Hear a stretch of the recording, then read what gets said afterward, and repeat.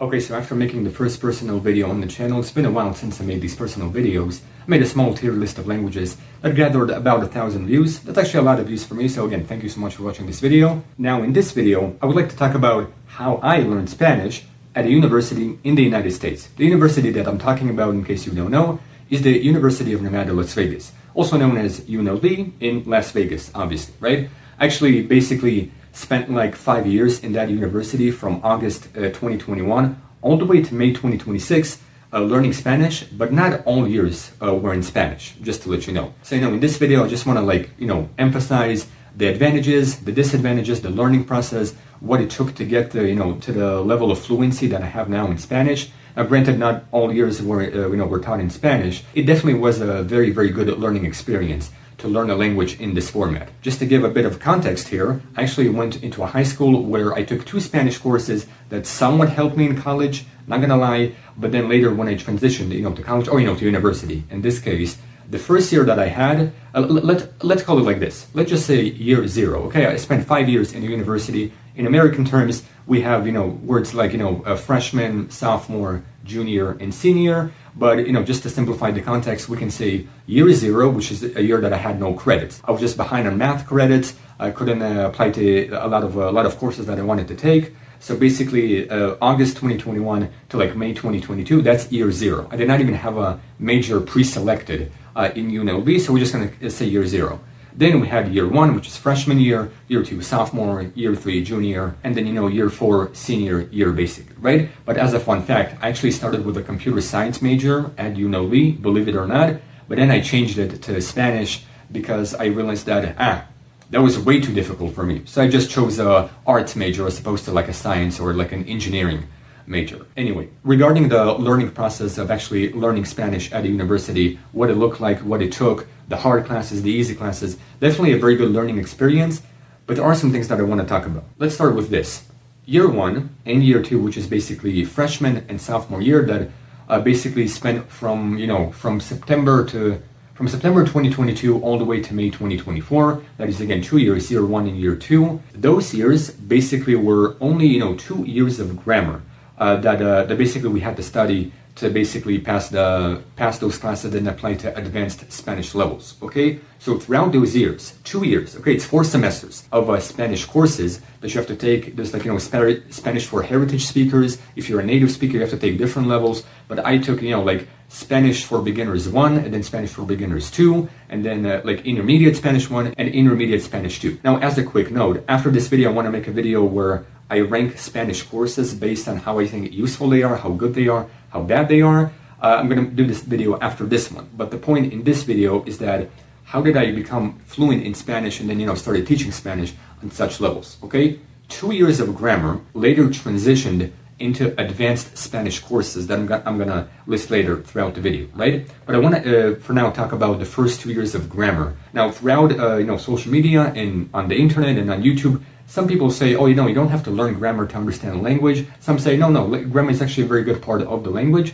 In my opinion, overall, I would say that based on how I learned Spanish and when I used it, understanding how to use it, when to use it, I would say that, grammar is definitely an essential part to learn, just to speak the language, or at least become an advanced speaker, of that language. And what I mean by that specifically is that first, you learn the basics of Spanish, then you start, learning intermediate concepts, and then in the end, you learn advanced Spanish concepts like, imperative mood, conditional mood, subjunctive mood, but you don't have to use all of them, okay? And this is just an advantage with the first 2 years of grammar that the university made me take, the UNLV. Those classes taught me when to use the grammar, how to use it. Again, you don't have to use it all, but you basically start understanding the context of Spanish that you have to use, basically in which register of Spanish fits you, right? And this is something that I'm going to talk about a bit later throughout the video. So again, those 2 years of grammar, that is year 1 and year 2, freshman and sophomore years, you just learn grammar, which is a very, very good advantage because you get to understand when to use it, how to use it, also how to listen to the grammar that you're learning, which is very good. But a disadvantage of that can be the fact that it's just dragged throughout 2 years. And also, there are 2 grammatical guides on my channel, which is, when I actually started learning Spanish, I did not even finish the grammar classes, which is why, I kind of rushed it and had careless content.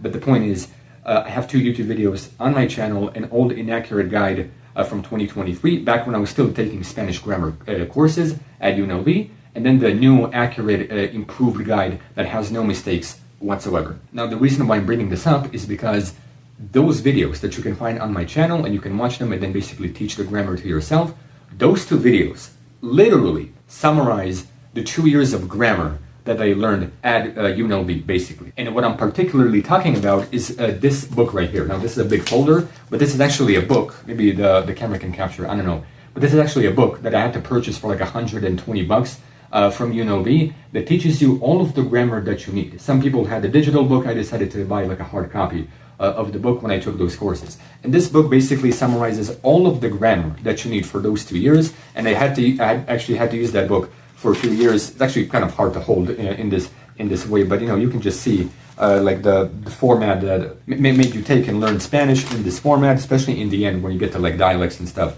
So basically this book, I don't know if the camera can see, but this book summarizes all of the grammar that basically you learn at UNLV, and those Spanish grammar guides that I did, on the channel, the old inaccurate guide and the accurate guide, it basically summarizes 2 years of Spanish, 2 years of learning Spanish grammar in one video. And now you tell me, which is better, to learn 2 years of grammar or to watch a video that summarizes all of the grammar that you need, understanding when to use it, how to use it. So there's definitely a lot of advantages to it, learning 2 years of grammar at a university to become an advanced speaker. Now, I quickly want to point out and say that I've actually seen this tactic, or I guess you can say method, of actually learning Spanish, or not just Spanish, any language will do in this context, where in school, as opposed to university, let's say you started learning Spanish, or any language in this case, and they actually force you to learn all of the grammar and force you to use all of the grammar, and if you make one mistake, then that's bad. This is actually a very impractical and actually kind of a bad way to learn grammar, because you have to, the whole point of learning grammar is to understand when to use it, and also how to use it, and also in which context to use it, okay? This is what school made me do back when I was taking Spanish classes before the COVID era. But in this time, especially after I graduated, I later understood that the grammar courses that I took at UNLV taught me, or basically elevated my Spanish to an advanced. I basically became an advanced speaker of Spanish at that level. I wasn't really fluent in that language because I had to understand which context and which register of Spanish I needed. But the point being is that 2 years of grammar made me an advanced speaker of the language. Thanks again to this book that I took, and then basically I took all of the material from this book and made a video about it back in 2023, which was careless because I was actually going through a lot of bad things in that year. But anyway, those videos on the channel summarize the entirety of grammar from start to finish, from A to Z. Everything that you need to know about the grammar is in those videos, and that's basically the whole point of starting to learn a language. First, focus on the grammar as the basis, and then after that, you can understand how to become a fluent speaker, understanding the context, understanding the register, when to use it, how to become fluent, okay? So 2 years of grammar transition into advanced Spanish courses. So now that I talked about the 2 years of grammar that I had to take throughout the courses, you'll also see the degree requirements on the screen. I'll put some files and some documents, digital files and documents on the screen somewhere, and you can see the requirements that the University of Nevada, Las Vegas made me take to pass the courses, or at least get a degree. But now, after those 2 years of grammar, I became an advanced speaker of Spanish, which was, I was very happy with myself. But then later came, you can say, a different era of Spanish courses that are very advanced. There were like, upper division electives and upper division courses that you have to take. But in those classes, you have to understand how to express yourself. And this is actually a point that I made, previously in the video. Now I can touch upon this point.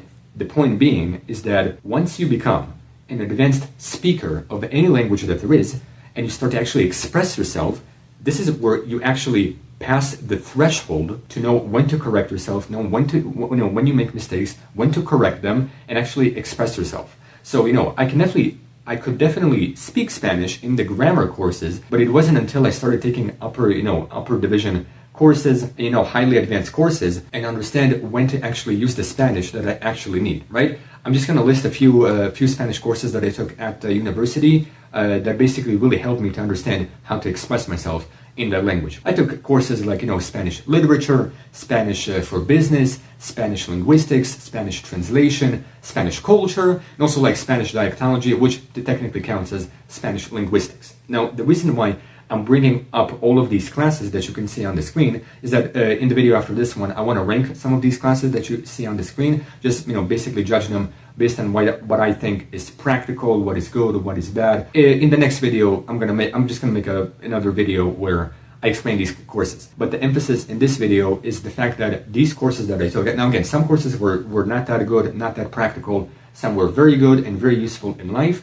The point being is that amidst all of these courses, I understood how to express myself in the language with little to no difficulties. And this is what matters most when you study any language. There are two ways to basically learn grammar and learn the language in multiple education systems, right? The education system in school, when I was in high school before COVID, the way that I learned these courses was like, they force you to learn all of the grammar, they force you to focus on things that are not really necessary, and if you make one mistake, then you're done, which is a very impractical way to learn a language. But in the University of Nevada, Las Vegas, that I later, decided to take grammar courses, I basically focused on, 2 years of grammar that taught me how to be, basically made me an advanced speaker of Spanish, but not really a native speaker. But then later, when I transitioned into those highly advanced Spanish courses in the Spanish 300, Spanish 400, which are, there's a lot of material and a lot of readings and a lot of information in those classes. Only when I took those classes before graduating did I understand, oh, I know how to express myself, I know how to speak now, I can maintain a casual conversation, right? Now, it's very important to bring this up. Regarding, let's say, Spanish in different fields, like maybe you want to learn Spanish in Latin America or in Spain, maybe there is, Spanish in the medical field, Spanish in the law field, Spanish in different fields, again, depending on the level of Spanish that you want to learn for yourself, okay? So when I say that the University of Nevada, Las Vegas, the university that I attended, made me fluent, what I mean is that I'm professionally fluent in the language, but I'm not really a native speaker because I cannot understand all contexts of Spanish, right? I became fluent in that language, professionally speaking, but not natively. Now, again, what does that mean? That means that in different fields, I may not understand all of Spanish, right? It's just that in the registers of the courses that I took, that is Spanish translation, Spanish for business, which were taught by the same professor, one of the best professors that I've had in my educational journey. But, in those courses, those classes taught me how to express myself and actually, how to speak freely without any difficulties, right? Which is what matters most. And then, near at the end of my education, when I took courses like, Spanish culture and then very advanced Spanish literature from the 13th century, which is a very old Spanish, very impractical, obsolete, but, still opened my vocabulary. Then, my last semester, 2 courses, Spanish literature and Spanish dialectology, right? Which again, open even more vocab and more grammatical aspects of the language, right? And then basically I graduated on May 16th, 2026 with a bachelor's degree in world languages and cultures, concentrating in Spanish, right? So that's basically how how a university in the United States taught me Spanish from A to Z, from start to finish, right? 2 years of grammar transitioned into highly advanced Spanish courses that basically teach you how to express yourself. So this, this connection between the classes. First, it's the 2 years of grammar that teach you all of the elements of the language that you need. You may not use all of them, but it's very good to learn all of them and understand when to use them in case you need to use them, in which context, basically. So that's basically what the grammar classes teach you. And then once you pass this threshold, so to speak, then you unlock the highly advanced courses where you actually have to express yourself. Now, the grammar courses, some were taught in Spanish, some were taught in English. The beginning courses were taught in English, then the intermediate courses were taught in Spanish, and then everything after that is taught in Spanish. You listen to Spanish, you speak Spanish, but the point being is that first, you become an advanced speaker after learning the grammar, which is the point of the videos that I have on the channel. Any grammar guide that you can find on this channel will make you an advanced speaker of the language, but then you have to understand which register, which context you want to use the language for that you're learning, okay? And when I started taking these Spanish courses, specifically, courses like linguistics, education, translation, and like Spanish for business, once I took these courses, I understood, okay, this is the register of Spanish, this is the level of Spanish where I can literally freely express myself without any problems. I can maintain a conversation. I know a bit of Spanish in formal context. I am becoming a fluent speaker. Not a native speaker, which understands everything, but a fluent speaker who has, a lot of experience and a lot of knowledge professionally, right? And that's the difference between, a fluent speaker of a language and a native speaker. Native speaker is someone who knows basically everything because they spoke this language forever. I have 3 native languages, but a fluent speaker is someone who actually learned the language later in their life and actually, knows it on a professional level or, on like a business level, or knows it, in different contexts and different situations, basically. But the moment that you pass this line, the moment that you start freely speaking without any difficulties, and you have enough information to understand when to correct yourself, and then only once you start speaking it and actually expressing yourself in the language is the moment that you become fluent. And basically, regarding, the advantages and disadvantages of this whole journey that I had, again, before graduating, in May of 2026. And the advantages of the grammar courses is the fact that, yes, they make you an advanced speaker, but it's actually a long time, okay? So,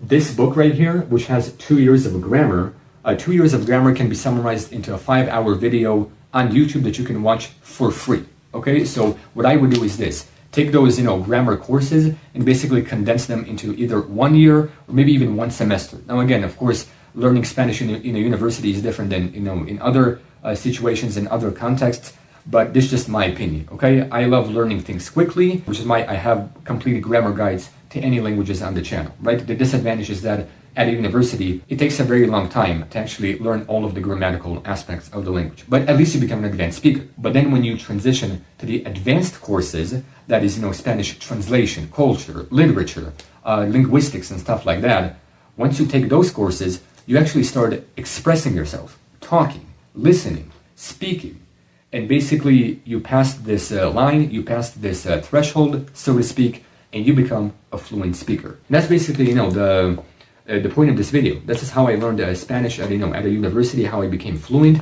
in Spanish, not in all contexts, but, having a formal register, knowing Spanish, Spanish for businesses, Spanish for YouTube, educational Spanish, like if I were to teach other languages like Russian, English, Hebrew in Spanish, I can definitely do it. So basically, the fluency that I developed in Spanish was like, I know educational Spanish, I know Spanish for businesses, I know Spanish translation, I know how to translate. I say, no, this was one of the most phenomenal journeys in my life regarding this education, even though it took a long time, 4 years of learning Spanish.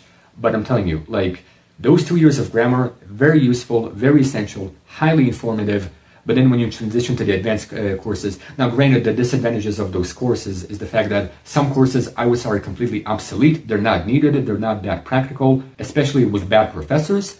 But at least you have, the advantages. Some Spanish courses are like basically hidden gems. They're very, very useful. And again, in the video after this one, I'll be ranking all of these courses. You can see the degree requirements on the screen somewhere. You'll see them depending on the courses that I took at UNLV. And then, regarding this journey of, grammar courses and then highly advanced Spanish courses, I would say that this was a very, very difficult journey, especially in the end. When you major in any program at any university, the hardest part is always the end. Like year 4, I actually had to literally slow down the content on my channel. I made a video about that.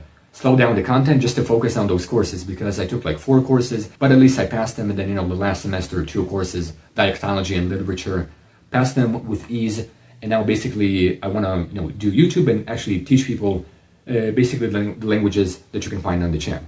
So that's basically how I became, fluent at a university, right? Grammar courses and then highly advanced language courses dedicated to that language, right? And now again, I don't know how they teach language courses in other countries, in other cities, but this is how I became fluent in Spanish at a university. So this was a very long journey, difficult one, especially at the end, but I completely do not regret it. I actually enjoyed learning Spanish, especially the grammar courses that I took. But yeah, that's basically the point of the video. That's basically the moral of the story, okay? Focusing on grammar and understanding which type of grammar fits you. I'm going to make a video later after the ranking Spanish courses video where I talk about how I would relearn Spanish if I could start over. So again, so expect that video also on the channel. So yeah, that's basically the moral of the story. Thank you so much for watching this video. Peace, and see you with the next video after this one, where I'm just going to be ranking Spanish classes based on what I think is practical, what I think is, the good, the bad, and the ugly, basically. So yeah, thank you for watching. Peace.